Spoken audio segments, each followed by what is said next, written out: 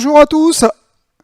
J'ai l'honneur de recevoir Michel Lémé, que l'on ne présente plus, multiple champion de France et multiple champion du monde, qui nous a décroché vendredi dernier au Master en Espagne une médaille d'or à l'épaulé jeté, catégorie moins de 69 kilos.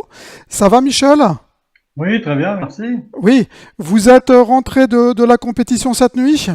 Oui, exactement, oui, nous sommes rentrés dans la nuit en voiture, Bon, il fait plus exactement. frais chez vous en Bretagne? Ah, exactement, on a subi carrément le choc thermique hein, de 34 degrés, nous sommes passés à 17. Ouais. Vous voyez la J- différence? ouais, j'ai cru comprendre que la chaleur était pénible où se déroulait la compétition à l'Hospitalet de Llobregat en Espagne. Ah oui, tout à fait, ça m'a beaucoup rappelé les Games que j'avais fait à Turin en Italie en 2012, où là, la température était à plus de 40 dans le gymnase parce que la clim était tombée en panne. C'était Mhm. atroce. Ok. Bon, alors si vous voulez bien, on va regarder tout de suite les images de la compétition, puis vous allez les commenter en même temps, Michel. Ouais, si vous Ok? voulez. Ah, c'est mon premier essai. Ah, c'est l'épaule jetée. Donc, sinon, on a passé à l'arraché. L'haltérophilie, il est d'abord une partie arrachée. Donc, j'ai soulevé la barre au-dessus de la tête en une seule fois. Et là, c'est l'épaule jetée. Donc, vous épaulez et après, vous propulsez avec vos jambes au-dessus de la tête. Et là, avec cette barre-là, ça y est, je sais que j'ai gagné. Parce que j'avais mis mon adversaire un petit peu hors course à l'arraché. Mais rien n'a été fait encore. Tant que cette barre-là n'avait pas été jetée, c'est vrai. En revanche, le troisième essai a été infructueux, hein. Oui, parce que j'ai voulu, j'étais tellement bien, j'ai voulu, comment dire, on cherche la perfection. Là, j'ai trop mis la perfection, on va dire, et ça m'a joué un tour, c'est que voilà, je me suis retrouvé un petit peu en déséquilibre arrière. Et après, ça pardonne pas, hein, c'est comme le saut à la perche, hein, quand vous avez pris une mauvaise trajectoire, c'est fini. Hein. Bon, quel était votre concurrent direct? Alors, je dirais que c'est l'anglais qui est à ma droite à moi, c'est-à-dire que par rapport à la photo, c'est celui qui est pas de la couleur bleue de notre drapeau national. C'était un adversaire de tout temps il m'a toujours battu. Hein. C'était mon rêve, c'était un jour de pouvoir l'accrocher. Et ça s'est fait à Barcelone. Pour moi, c'est le Graal, quoi, comment dire. Je peux Ouais. pas dire mieux. Je précise que les images sont de la Fédération internationale d'haltérophilie. Y Tout à avait-il fait. y avait-il une stratégie particulière sur cette compétition? Ah, oui, bien sûr. Hein. En plus, la stratégie, c'est ma fille cadette qui l'a menée, puisque elle a été championne de France U13 cette année. Et je voulais souvent lui montrer ce que c'était qu'une grande compète, et donc aussi le management, qui a beaucoup son importance dans la stratégie du choix des barres. Et donc, avec elle, on a pu, en commun accord, choisir une stratégie de barres pour essayer de mettre hors on va dire, de cours, de nuit, c'est pas le mot qu'on choisit, mais pour essayer de l'emporter le plus possible à l'arraché pour pouvoir gagner, Mhm. avant, pour maîtriser le jeté, je veux dire. Ouais. Ouais. Dites-moi, Michel, quel est votre secret depuis toutes ces années? Qu'est-ce qu'il faut avoir au fond de soi? C'est de la rage? C'est quoi? Ah non, je crois que l'haltérophilie, c'est un sport que j'ai découvert par hasard. Hein, je suis d'une famille de footballeurs.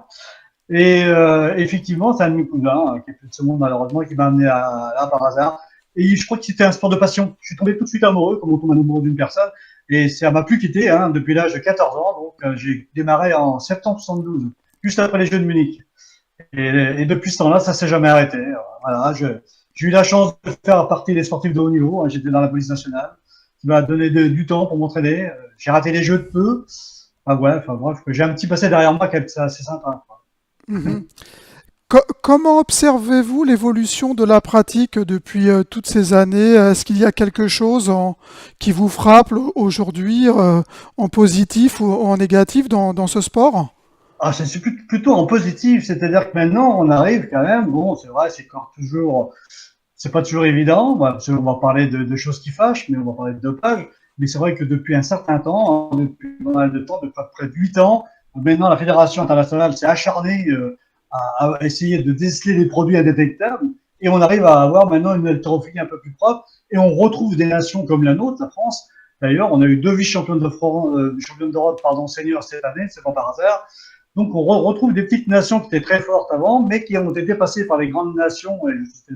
je ne citerai pas lesquels, qui malheureusement sont passés par des moyens, on va dire, non légaux pour pouvoir avoir les premières places dans les grands championnats. Bon, la liaison Internet est pas terrible, mais bon, ça passe quand même, on vous entend correctement. Que donneriez-vous comme conseil aujourd'hui aux jeunes qui débutent dans cette discipline, dans Ah, l'haltérophilie? écoutez, c'est un très très très bon sport. Moi, je dis que on peut l'évaluer à la natation, c'est un sport complet. Déjà, c'est un sport bien sûr physique, mais surtout un sport de tête. C'est-à-dire qu'en haltérophilie, il faut avoir un moral. C'est le plus grand combat d'ailleurs dans cette discipline, c'est pas avec la barre qu'on l'a, c'est avec soi-même. Ça te permet de pas douter de soi-même, c'est-à-dire d'aller au-delà de soi-même. Et ça, on peut pas vraiment l'expliquer avec des mots, faut le sentir, faut le vivre. Et là, Mhm. quand vous l'avez vécu, je crois que ça peut vous aider beaucoup dans la vie. Ouais. Ouais, vous disiez votre fille est également haltérophile? Oui, elle est à U13, mais on les appelle chez nous, les minimes. En U13, c'est au niveau international, ils les appellent comme ça. En moins de 36 kilos, ouais, cette année, pour sa première participation en France minime, elle nous a fait une médaille d'argent. Donc, j'espère qu'elle reprendra le flambeau, parce que le but du jeu, c'est ça. C'est vrai qu'elle est très jeune, je suis un papa un peu plus âgé, certes, mais bon, je serai toujours avec elle si vraiment elle veut continuer. Pour l'instant, elle est assez mordue.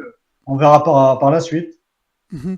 Quels sont vos objectifs sportifs dans Alors là, l'avenir? maintenant, mes gros objectifs sportifs, et maintenant, ils ne vont pas être des moindres, puisqu'on rechange nos catégories de poids de corps au niveau international. Donc, ça va aussi agir sur les Masters. Donc, moi, je vais vraiment rentrer dans ma catégorie à moi, les moins de 67.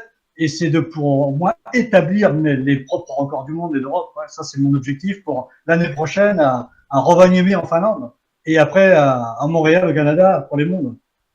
Bon, bah, écoutez, on vous souhaite bonne chance et encore félicitations et à bientôt. Merci. Et j'ai très gentil à vous. Merci. À bientôt. Au revoir. À bientôt aussi. Au revoir.